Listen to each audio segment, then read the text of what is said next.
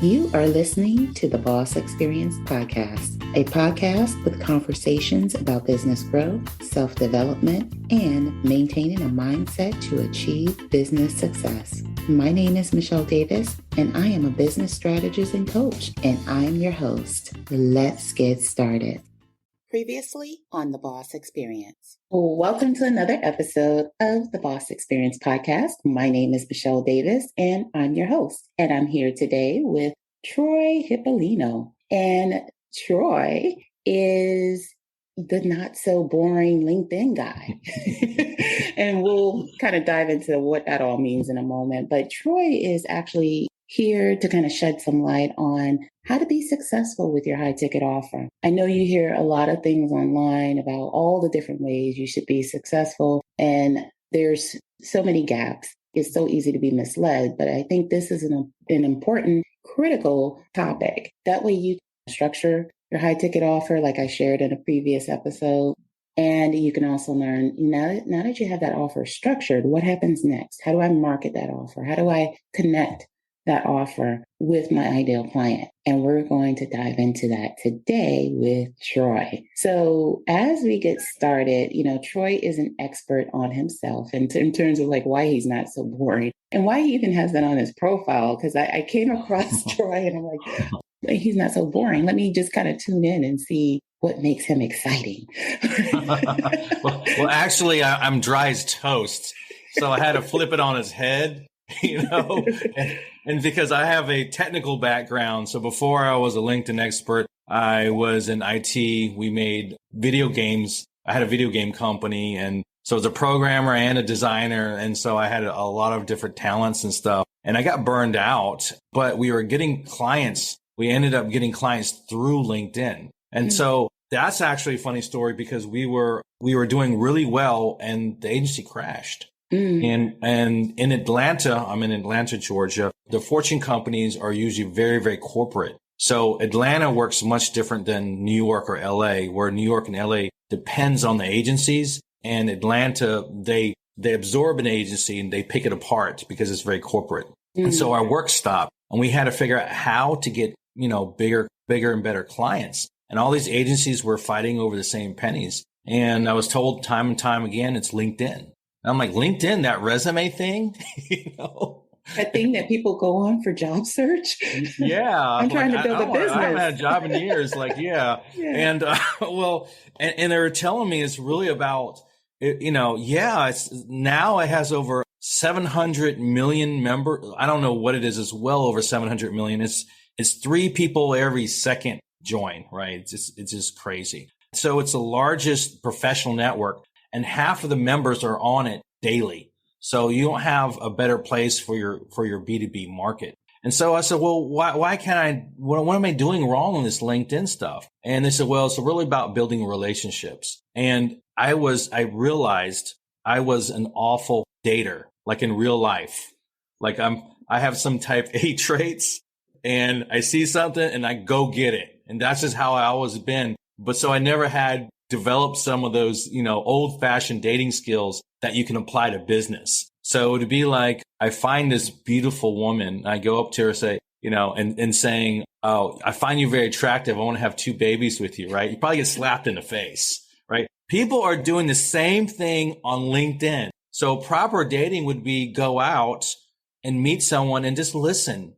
Figure out what they are, connect the dots, engage in conversation, And so there's an actual formula to that on LinkedIn in order to be successful. At the end of the day, you've heard that they want to work with people they know, like, and trust, and they get tired of hearing it, but it's true, And so there is a litmus test. Your ask has to be equal to the relationship. So if you just met someone, there's only certain things that you can ask from them, versus having that relationship go down the line. So that's one thing that a lot of individuals, they don't do well on LinkedIn because they're so bluntly direct, especially on these high ticket offers. So an IT company projects, they range across the board, but the average client I deal with, they do $50,000, $200,000 deals, right? very high ticket. So if someone is coming to you and they need a project that's different than being recommended, right? So recommendations are always the best, but sometimes you have to build relationships in order to get recommended.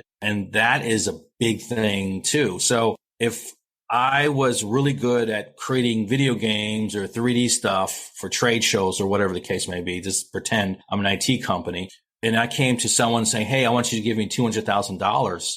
Yeah, that they don't know you from Adam, you know? And so again, that relationship building process really makes a difference. And a lot of people say, well, I just get referrals. I said, yeah, but those referrals will run out unless you build relationships. And some people, that's a very foreign concept. And so all this high ticket offers, it's really about relationship building. And can I just mention something too?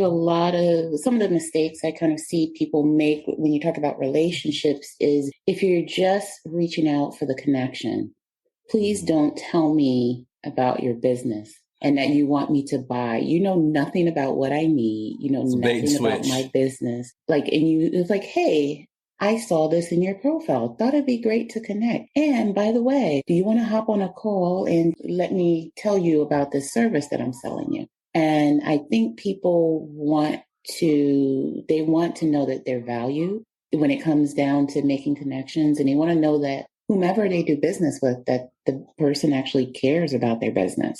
Right. That you have a very good point. And there are some bad habits on LinkedIn. Let's say it like this. You remember back in school, they did the little litmus test and for everyone else, the litmus test is a little strip of paper you put in a water or chemical and it shows the chemical balance of it, right? It's a test to see if it's water's drinkable or whatever the case may be, right? It's called a litmus test. Well, the litmus test for business, it's really simple. Would I want to have go out and have a beer with you? And you got to think about that. This is during now pandemic times. I'm not going to have a beer with a creep, because I may have to tell them stuff about my business or my personal life to engage with that person. So I want to spend time with people I really want. Now, I'm not saying take them out for a beer. I'm saying if they have the idea like this guy is cool enough to go out with a beer and I can trust him with some of my, business issues and we can break the ice and go on. That's where you want to be. That's the business arena. And in order to get there, you don't want to do exactly what you said. You don't want to go and try to connect with someone and then try to book a meeting with them or try to provide a service. What you do, try this instead, is set up a meet and greet if it's appropriate and just help them. Or even beforehand, there's lots of different things you can do that's personalized. Let's say I connect with someone, right? And once I connect with someone, I will send them a welcome message, right? So I have a couple of options. I could text them back on the LinkedIn DM. I could send a voice message or a video. I always find that for me, video converts almost immediately. And the video is not selling. The video is, I really appreciate you connecting with me here on LinkedIn. I notice you're doing A, B, and C, and I find whatever it is interesting. And you're talking about that person. I said, if you have a moment, feel free to take a look at my profile. And if there are any dots to connect, you can go ahead and send me your booking link and I will schedule some time with you. So I'm not giving them my booking link. I'm not talking about me, but we just connected. It is appropriate to say, hey, take a look. It's a button click away. And if they want, they will. And if they see some dots to connect, they'll send me their booking link. So I put the onus on them. So it becomes their idea. They feel very comfortable and you're not selling anything. And then when I do have a meeting, I don't really talk about business unless they ask. They say, what do you do? Then I'll tell them what I do. But my point is just to meet them. And secondly, usually they'll book a meeting with me because they do have a problem and they'll present that issue. And then my goal is not to sell them. My goal is to fix their immediate pain. So sometimes people think, oh, this person here, he has a company and he has a team. Well, if I help the company, he'll be happy. Or if I help the team, he'll be happy. Human nature doesn't work that way at all. You have to help that person in front of your face. So they usually have an immediate pain. And if they've booked a meeting with you and brought it up, it may fall within your wheelhouse to fix. I may say, well, if you do this and do this, that will fix a lot of those issues. And someone says, Troy, you shouldn't do that because you're giving out free advice. I said, look, if they're serious about their business and they do what I tell them to do and it fixes their problem, they'll look around saying, wow, there are 22 other problems only Troy can fix. And then they'll hire you, Mm-hmm. And if they don't hire you because they can't afford you, you've done your good deed for the week. You put out good energy in the universe. And the third thing is that's one way to get recommendations. And if someone recommends or introduces you to someone else, converting that into a sale is much easier. And so you have to use your kindness and ability to help others and be known as a trusted individual in order to receive work. And another thing too is all the spam. There is a lot of spam going on. Let me ask you, how many clients do you need a month? Like I literally on my high ticket thing, I need like one client a month because it's residual and it compounds on top of each other. I'm not trying to close, 2 or 3 deals every single week. My company couldn't handle that, because there's a process of obtaining the client and then there's a process of serving the client, and it's much easier to make money on current clients than try to replace them with new ones. It always amazes me that people want volume. A lot of times they can just figure out if they pinpoint who they need to talk to and why, and engage with those people, build a network, it's really not that hard. You have to have a little personality and be a little human and just there to help individuals. And if I can't help them, what I'm going to do is usually if they come to me, they have like 1 of 5 problems, right? And maybe 3 of them I could fix. 2 of them, maybe not, who knows? Sometimes it's a communication issue. Sometimes they have an email issue.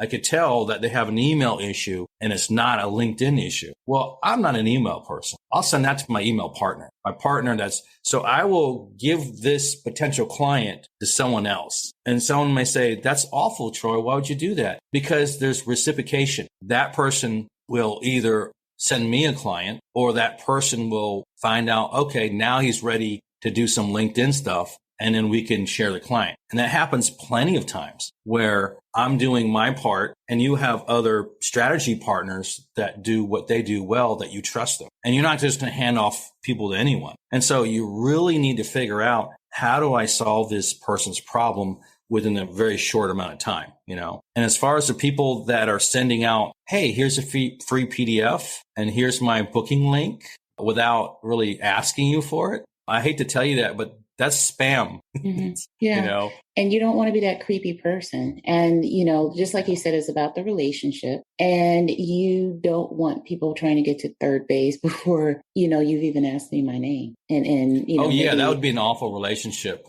Yeah. I mean, think about it. And if they're like, yeah, I don't know who you are, let's do some business. That person is pretty crazy. Why would you want to do business with that person? Right. You have to pick your clients well. And that's another thing. Not everyone is a good client for you. Correct. Just like you mentioned, like if they may have some other problem. And I think what entrepreneurs kind of fall into that trap of feeling like they have to help everyone with every single problem. And, you have to think, is this a good fit for my business? Does this fall into this high ticket offer that I have? Is this person, can they benefit? Can I deliver a transformation or solve a big problem for this person? And so if you could give some people, kind of some solid tips, like let's say, okay, I have this high ticket offer. Let's first define like what high ticket is.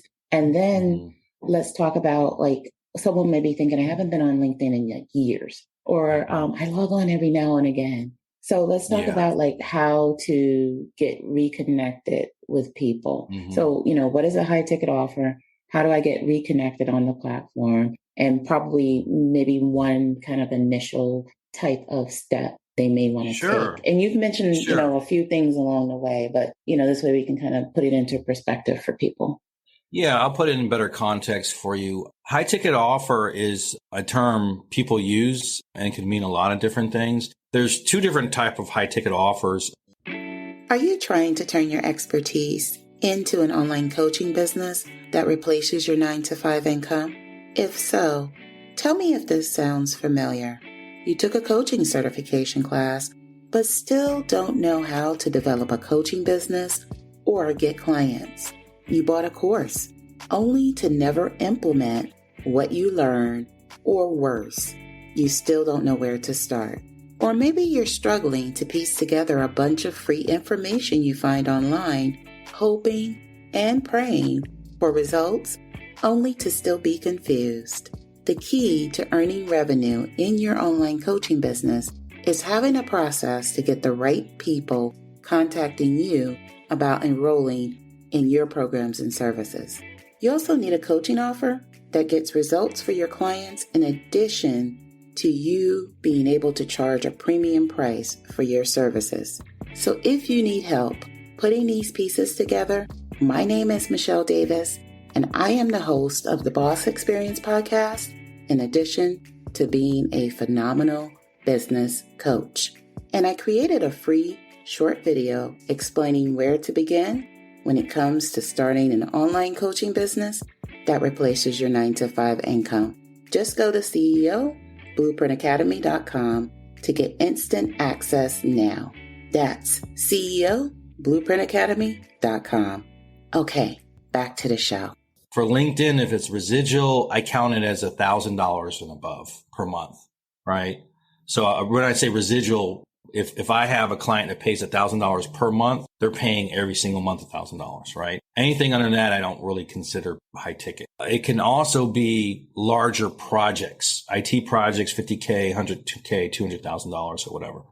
Those are also high ticket. So that way you can get less volume, but better clients, and then that works out really well. You also have to have the process of vetting the client. So a lot of people are not qualified for me, for example. I require someone that's going to be personable and help that individual. I require their audience to exist on LinkedIn in active form, a portion of them anyway. And I require them to have the ability to actually close a deal when they need to. And if they don't meet those 3 criteria, it's just not a good fit for me. They may be a fit for one of my other programs. So that's what a high ticket offer is. And I'm glad you said that, I'm glad you defined it in that way, because a lot of people think that high ticket, I have to be a coach to have high ticket. I have to be a consultant to have high ticket, and high ticket can be any service-based business can have a high ticket offer. Sure. Yeah. It's definitely true. Or you think about the minimum $1,000, $2,000, whatever it is, right? And you have to set it up. So you may charge $3,000 for the first month and $1,000 per month after, right? So say you get one client a month, because it's easy math, right? That means if you start your business in 5 months, you're getting 5,000, but you have to add 2 on each month because it's a 3,000 the first month. You're doing pretty well. So that means you're probably having a $10,000 per month after having a 4th or 5th month. So you can ramp up really quickly and get to that $10,000 mark within 5 months if you're set up properly. If your services do what you need to do and you're doing the things that you have to do in order to make that goal.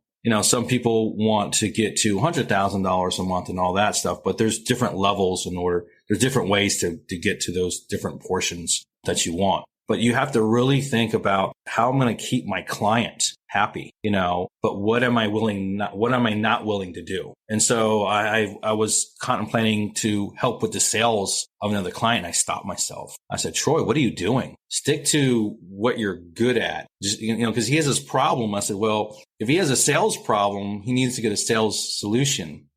I said, I'm a LinkedIn solution that can get him the meetings and get him set up for that. But I'm not going to continue that relationship. That's a very personalized thing. And so a lot of entrepreneurs fall in the trap of do all, be all. And that's the wrong thing. You have to specialize in what you're doing. And then once you have that client, there may be some ancillaries that can support. You're asking, how can they be set up properly? Yeah. Like, now that I've launched this offer, I created this offer. I think I have this winning high ticket offer. Mm-hmm. Like, how do I how do I step back into the LinkedIn platform? I kind of log on every now and again. And well, let's talk about the offer first. A lot of people have this offer and they do all the polish and all this other stuff.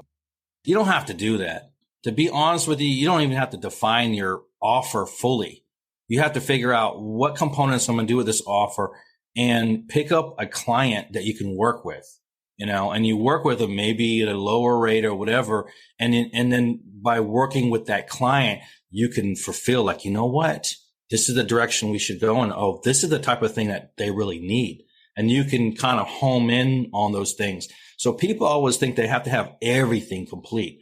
I did a pilot program off a Google sheet with big words, and it had nothing on it. It was like 2-page Google sheet, wasn't designed, giant words on it. And it was a pilot program. So you have to have something that you can create and just do it. You don't want to spend months and months figuring it out and all that stuff, because a lot of these services can be tweaked to your individual person. Now, as far as LinkedIn is concerned, it's important. It's extremely important to figure out what you look like, how you feel, your brand, and all those things. And it always starts with your LinkedIn profile. Mm-hmm. And people saying, well, my profile looks good. I said, well, there's a couple elements that are important. LinkedIn is 70% visual. So when they go to your page, it has to be pleasing and it has to have a flow, right? So they have different areas on LinkedIn, like featured section, your banner, your little picture, your ability to do a little video within your picture area, a little sound bite. And then it has to not just be visual, it has to tell a story, and that story has to support your brand, and then after that, you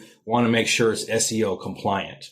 That sounds like a lot of stuff, right? Well, it is. I charge quite a bit to redo profiles, but Google has searched the entirety of LinkedIn and had their own search too. So you want to be SEO optimized on both. For example, LinkedIn tends to want to, how do you say it? They tend to want to match you with people like you, and that's not really what you want to do when you're doing high ticket services. You want to match with people that need you. Mm-hmm. And so there's a certain way to write that. And as far as the story is concerned, they say, well, a lot of people don't see the about section. I said, well, if they like your visual and they like your titles and that stuff, the people that do dig into your about section and your jobs and on those type of things, those are the buyers. And so you have to concentrate on that. You're building kind of a little funnel right there. Mm-hmm. And what is your story? And you have to think, we're here in America. Well, I don't know who else views this, but we're known for the land of opportunity, right? And so what we like are things like reality shows, because they started from nothing and then now they're doing something great. It's like, I was living in my car and now I'm making $1 million. And they want to know that story. How did that happen? And how do I see myself in that story? Not myself, but the other person. And so how you write things really addresses those other individuals. And you put personal things in there. And it's almost like sometimes you want to show the scars, but you don't want to show the wounds. So you have to have a balance on what you're doing. I tell them I'm a single father. I tell them I was in the United States Army. I'm telling them I'm an IT nerd, and I tell them I was a terrible dater. I put that stuff in there and I tell a story around that. And then how I was achieving some level of success. And they look at that like, you know what? If he can do that, I'm sure that I can do it as well. They want to have that personal connection with you as a human. And so that really, really helps. So your profile is the first thing that you really have to do. They also want to see themselves in you too, right? They want to see that they can accomplish what you can accomplish. If you sound too perfect and you have no flaws, you have no scars, I think that says a lot too. And there's a lot of people who sound too perfect. Like they woke up and now they're just, 7-figure coach. Yeah, their hair's like done already. Like when I woke up like this, Yeah. Yeah, but it's absolutely true. You have to create your profile where it has it promotes two-way traffic. For example, if you send a connection request, there's a 50% chance they'll look at your profile. And so what you need to do is bump up the possibility of success for every little step, because all the money you make is not in every single thing that comes. A lot of stuff falls in the cracks. So you just have to capture one. So you have to boost the possibility of success on every step that you're doing. So you're having all these connections, and it's like you have a net, and your profile is one of these nets that are going to capture, kind of the conversation or the individual that you want to engage with. I'll give you another thing too is, connections are not always the only thing. Content is a major thing as well. There's strategies around that. And there's webinars, that link, like LinkedIn events. There's all these different kind of networking sort of things in there. And, for connecting anyway, another strategy would be, well, maybe I don't send them a connection request. Maybe I follow them first. Maybe I engage with, say, 2 of their posts, if they reply back. And then maybe the next week I send an invite. So you have to think about that. Old school sales say you need X amount of touch points, 14, 20, whatever it is a range depending on who you ask, right? And it's kind of true. But what touch points, what it doesn't mean is spam them, So you don't want to spam like 15 direct messages or emails to them. That's not what the touch points mean. That means literally, how can I touch them in different areas where, in this media or that conversation where you end up being like, hey, I think I know this guy and maybe I should connect with him, or maybe I should talk to him. You want to be in the back of their mind somehow, and you want to almost be God sent, if you will. And one way to do that is, well, maybe start by following that person. That's a touch point. They have a great post. Look at the post, another touch point. Like the post, another touch point. Write a thoughtful comment on there. Have that person will reply back. Do that twice. You already have 10 touch points. You got to think about it. You have 10 touch points within 2 weeks. And in your invite, you might want to say something like, hey, John, I said, I really liked your post when you talked about A, B, and C. If you think it's worth connecting, feel free. Your chances of being connected have risen from 15 to 20%, all the way up to like 85%. And you not only increase the possibility of being connected with that person, you've already moved that relationship down the line, and then it's possible to extend that conversation. So you connect with the person. What do you do after that point? Well, he already likes you, connected with you. You had several conversations with him. You send a welcome video, like I mentioned, 20 seconds, 30 seconds. You don't talk about you. And he says, yeah, I think I want to talk to this guy. And they send me the booking link and we have the meeting, and we go from there. Because at the end of the day, if you have a steady pattern or day-to-day process, and that's the other thing that you were talking about, how do we create some of these processes in order to do that? I have a document for a day-to-day process. You just have to pick what is important for your business for that day. Mm-hmm. By creating a day-to-day process, you can get in and out of LinkedIn. So that's the main problem that a lot of people have. They're all over LinkedIn. They're all over LinkedIn, and they're doing this and this for many hours at a time. I'm sorry to tell you, you have a business to run. You cannot be on LinkedIn. I can be on LinkedIn every day, but that's my business, right? But you can't be on LinkedIn all day. You got to get in there and get out. And the usual time span is like, what is reasonable in a day? It's about an hour. Let me run my work in about an hour. That way I can reply to my messages. I can engage in my posts. I can figure out, I can strategize around who I need to talk to. And sometimes when you engage in other people's posts, some people don't even want to connect. They may have a different strategy. They may say, this guy has a stellar audience and he's not a direct competitor, but his audience may be a potential client, right? So let me engage with their audience. So it really depends on your strategy and on how you're doing things. But if you create a process that you do day in, day out, your life becomes a lot more simple. I'll give you an example. Mondays, I don't do my day-to-day process is welcome videos and check my notifications. That's it. Tuesday, I go back to my LinkedIn direct messages. I might do some welcome videos as well and then engage.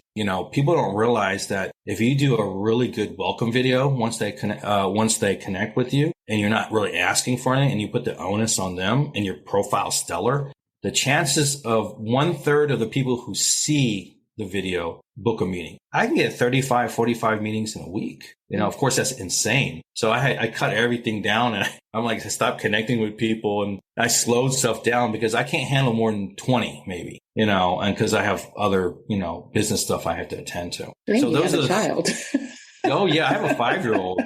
Yeah. So at 2:00, I got to go to the bus stop and stuff, Got a little remote control car she wants. She's like a little boy. So in the kitchen area, we have a little track set up, like a pseudo track with the chairs and stuff. And I'm teaching her how to do the remote. So you have to spend time with the family and the balance of all that kind of stuff too. And the key thing there is strategy. And a lot of people, they just really just kind of hop in, whether it's hopping into your business, they see, the shiny object, they see things online, they try and put the pieces together that way. And the key is strategy. So let's switch gears now. And, you're saying you're the not so boring LinkedIn guy. You are the LinkedIn resource. So can you share a little bit about what it is, like what exactly do you do and how people can find you? Yeah. So, they can just type my name in. It's Troy Hipolito. It's Hipolito, and that's my dad's fault. He's Asian. So, my father's Filipino and my mother's from Switzerland. So when I had the IT company, I was known as the number one Swissipino game designer in the world. Right? Swissipino. Yeah, I was the number one Swissipino game designer. And that was literally my pickup line at the bars, So, but it didn't translate well on LinkedIn because they wouldn't be like, they wouldn't, So I did the not so boring LinkedIn guide to distinguish myself from other people. So one thing I do suggest is when you're creating your brand, you need to have a distinguishing factor that separates you from other people that do what you do, So that's really the first thing. So you have to establish that kind of brand and that vibe because you don't want to say, who is that person? And then you're not coming up. So you have to kind of stand out, on what you do. And then what was the second thing that you wanted me to talk about?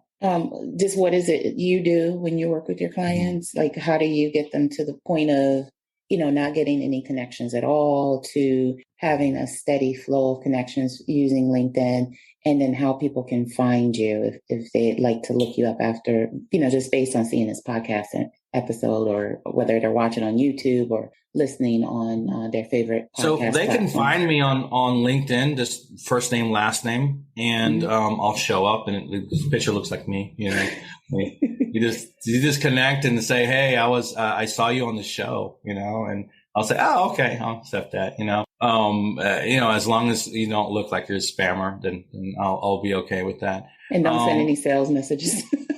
Yeah. Got a deal for you, But in order to set things up, profile is definitely the first thing that you want to do. Once you establish your profile, you can help with your targeting. And this is what we do for our clients. We do a top to bottom. And then we actually help them with their Sales Navigator. Sales Navigator is an additional LinkedIn tool that helps you search. We help you find your ideal prospect in that way. And then we can break that up into sub searches that can fit different campaigns. And then you want to create, we help them create campaigns and initial messaging. And that last thing is kind of what we talked about is the day-to-day process. Figure out what you're doing in that day-to-day in order to move forward. And we even have a linked CRM that allows you to do some things without you doing everything, kind of fills in the gaps. What we don't do is we don't spam.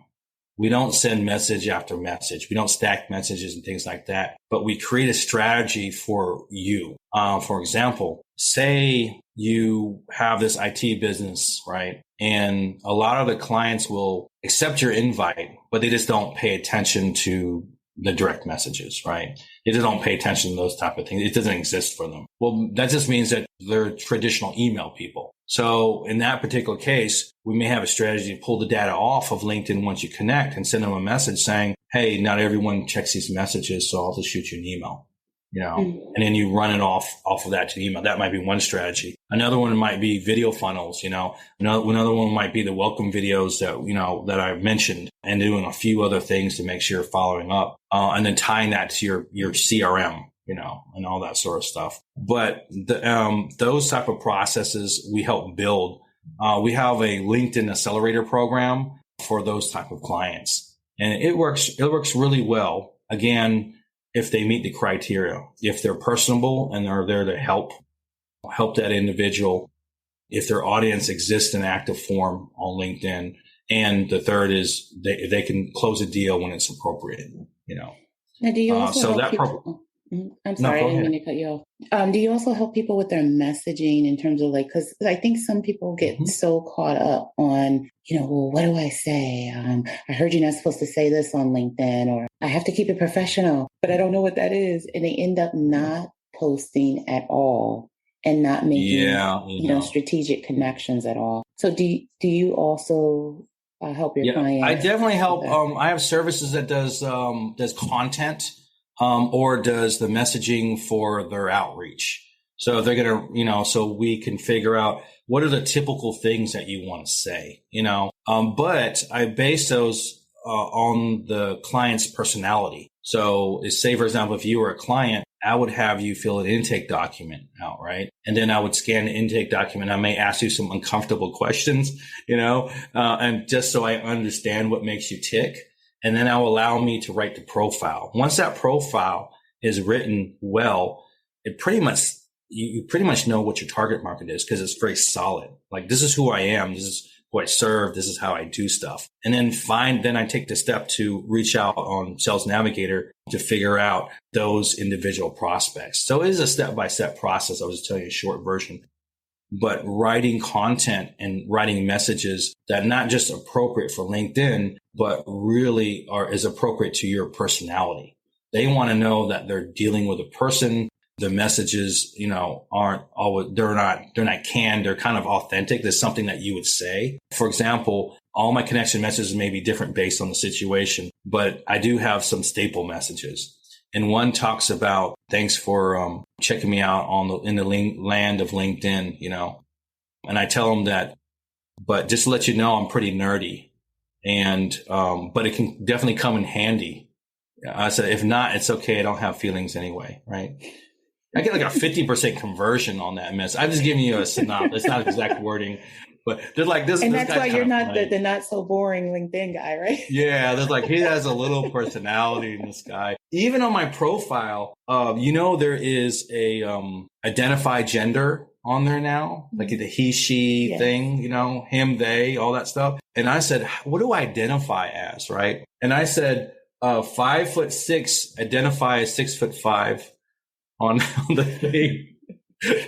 Because I'm actually 5'7", maybe 5'8" with the hair, but it wouldn't make sense. So I say 5'6", identify as 6'5", and the people who read it and catch it, it's a talking point. So have points of reference to make someone laugh, and you don't want to be too far off or inappropriate, but let them know that you're a person and you have a little personality, and that you could be that person that we can go out and have a beer with. And that you would feel safe to have a conversation and that sort of. That's the vibe that you really want to get out there. So we help that with a lot of clients, and some clients we actually write content for, and you name it. So everything comes at a cost. So it's either time or cost. People say, "Oh, that's a lot of money." I said, "How much is a client worth? What's the lifetime value of a client?" I said, "Then this is not a lot of money at all. It's not." So I think that there's the people that want to do everything themselves. And that's another issue. I'm very good at a lot of stuff. I'm very good at graphics, programming, project management, all this LinkedIn stuff. But I have a limited amount of time. And so each of those are hats that you have to wear. And your job when you're running a business is to reduce the amount of hats, not increase. Because that way you can concentrate on those important things that only you are good at. And so there's other business processes that we help out with is like, look, I need a VA to do this, but then I need to train them. How do I train them? So you create an SOP, and I show them how to create a service operating procedure. That's what SOP means. It's basically a training manual. So some of these tasks that can be repeatable, you want to hand out, to that, because if not, do you want to have 7 jobs and only get paid for one? No. And then that will actually limit the amount of money you can make. You want to get past that ceiling. So you need to distribute your systems in a way where your life gets easier. So you might have to take along a lot of things at first so you understand it, and you start breaking up those pieces. You're like, oh, I see it. Oh, this data process only takes an hour. Okay. But part of these things, maybe I don't need to do, maybe a few of them, they can flag me on what's the important stuff, and I can jump on that. What is my content development? How do I reduce the time and cost for that and create content that's really ideal for my personality? And there's all these tricks to the trade. Of course, things do cost money, or you're going to do it yourself, but it's very difficult to do all these things well. I'm an award-winning designer, graphic designer for website designs 2 years in a row in Atlanta a number of years ago, right? Do you think I'm going to compete with another designer that does this 50 hours a week? There's no way. Mm-hmm. So it's not about me. It's about what do we need to do to serve the client? How do I take my ego out of it and produce something really, really helpful, that achieves your goals and stuff like that. So those are a lot of business things, and they go along with everything LinkedIn. Sorry, I talk a lot. Yeah. So, and I think that what ends up happening with a lot of entrepreneurs is they will try and wear all of the hats. They don't want to invest or, in themselves, and they end up, being a slave to their business where they can't step away. And it's really I prefer the term flea market. And you don't want to be a flea market. A flea market got a little bit of everything. A little bit of everything, and you got to specialize. So just a quick recap, and then I want you to tell people where they can find, you talked about where they can find you. So I just want to have a last parting word. So just to recap, we talked about strategy. We talked about not being that bad date. No one wants to be on a date with someone who only talks about themselves and never asks anything about you. If you've ever been on that kind of date, you don't want to be that kind of business owner where you're just spamming people.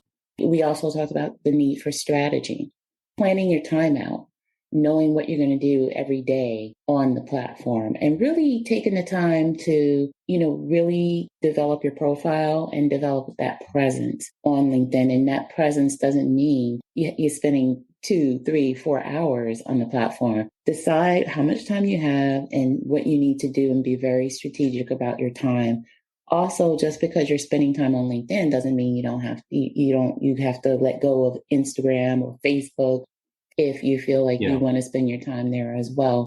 And LinkedIn with billions is it millions or billions of users? Last about 2 years ago was 700 million. So I don't know how much it is now, but it's a lot.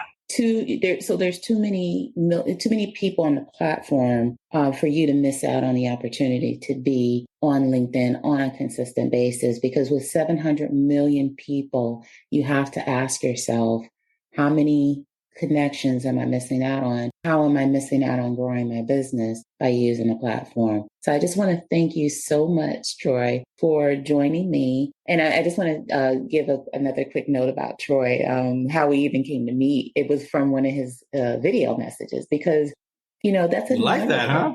Yeah, that's another thing too. When people reach out and they try and make connections, it's not about making a sale. It's about how can we partner on something? Is there some mutual benefit there? In addition to is really just exploring who this person is. Who is this new connection? How can I be of service to them? How can they be of service to me in any way? That's a very good point. Mm-hmm. I always say, come from a place of service. Right. Yes. And that's what I liked about Troy. And that's why he's on my podcast in this episode, because I liked his professionalism. I thought he was it was very tasteful. And so it was actually refreshing because you get used to deleting all the annoying DM all the work messages. of deleting. Yeah, the annoying sales pitches. You don't even know who I am or my business. So why are you sending me this sales pitch? And what is your meeting? And it wasn't a meeting, and we didn't meet. And it wasn't a meeting about like, oh, buy my stuff. Like like a hustler, buy my stuff.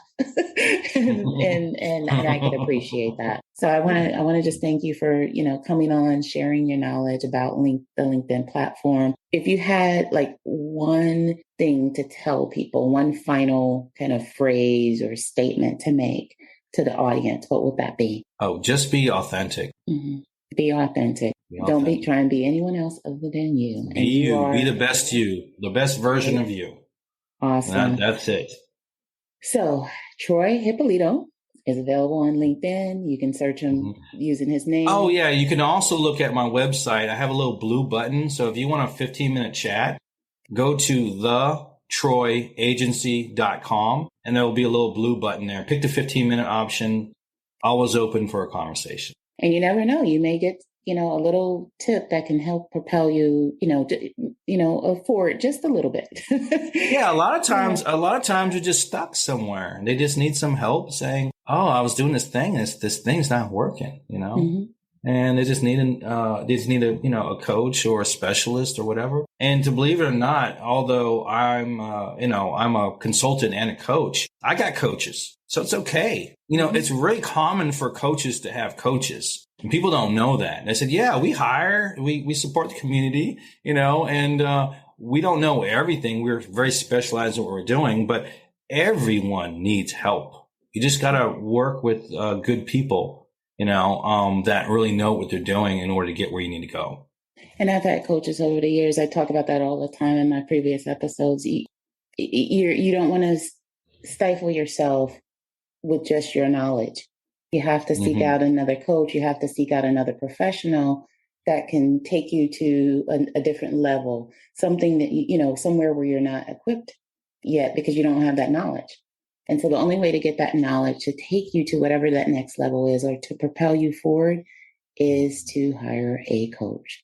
So with that being said, thank you, Troy, for stopping by to share your wisdom with the audience. And I just want to say thank you, everyone, for tuning in to the Boss Experience podcast. See you in the next episode. Bye. Did you know that more than half of Americans have listened to a podcast episode at least once? So if you have a product or service that needs to reach an online audience, advertising on a podcast like The Boss Experience is a great way to get in front of your ideal customer. When you secure an advertising slot on an episode, The Boss Experience podcast listeners get to hear about your business every time someone tunes into that episode. So what are you waiting for? Visit bit.ly/podcast episode sponsor to get started. Now back to the episode. Thank you for tuning in to the Boss Experience podcast. Don't forget to leave a review for this episode and tune in next time.